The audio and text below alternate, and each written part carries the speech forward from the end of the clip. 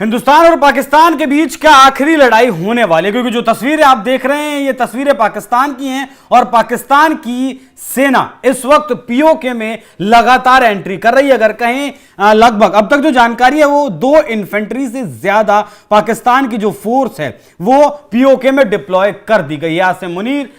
कहें कि मुल्ला आसिम मुनीर जो पाकिस्तानी आर्मी के चीफ हैं उनका अता पता नहीं है वो कहां है कहां नहीं है, लेकिन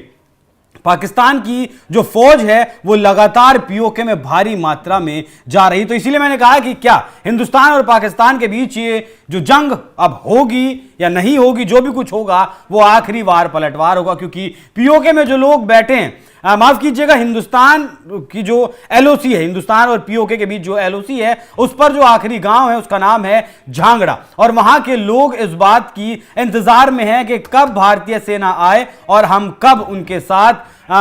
पाकिस्तान से जाकर लड़े। जो बोर्ड आप देख रहे हैं, मीरपुर 29 किलोमीटर, कोटली 29 किलोमीटर और मीरपुर 35 किलोमीटर, ये बोर्ड, मीरपुर 29 किलोमीटर और कोटली 35 किलोमीटर, ये बोर्ड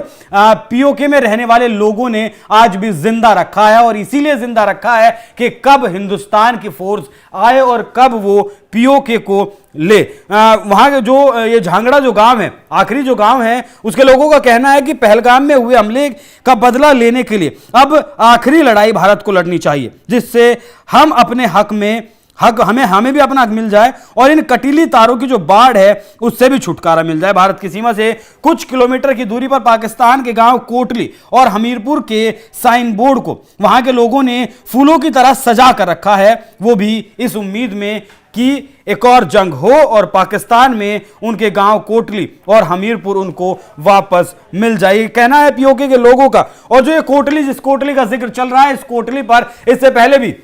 हिंदुस्तान की फोर्स कई बार अपना कब्जा कर चुकी है, लेकिन जिस तरीके से इस देश में नेताओं के बीच टेबल पर बैठकर जो फैसले लिए जाते हैं, मैदान में फोर्स जाकर जो हिस्सा हासिल करता है, इस देश के नेता डिप्लोमेसी के चक्कर में एक टेबल पर बैठकर उसे हार आते हैं। मतलब सेना जंग जीतती है और टेबल पर बैठकर ये लोग उस हिस्से को वापस कर आते हैं। पीओके और हमारे गांव, ऐसा वहां के स्थानीय लोगों का कहना है कि पीओके और हमारे गांव के बीच जो कटीली तारें हैं इनका फासला खत्म होना चाहिए। दिवाली पर वो लोग जिस तरीके से अपने घरों को सजाते हैं उसी तरीके से इस बोर्ड को भी सजाते हैं, जो बोर्ड आपको दिखाया। अभी कल मैं कुछ सेना के पूर्व मेजर और जनरल्स को सुन रहा था, उन्होंने बताया कि ये जो कोटली और मीरपुर जगह है इस पर हम कई बार कब्जा कर चुके हैं, एक बार नहीं कई बार कब्जा कर चुके हैं। लेकिन जिस तरीके से 1971 में पाकिस्तान से तोड़कर बांग्लादेश बनाया गया और उस वक्त 13,000 वर्ग किलोमीटर की जमीन जो पाकिस्तान की थी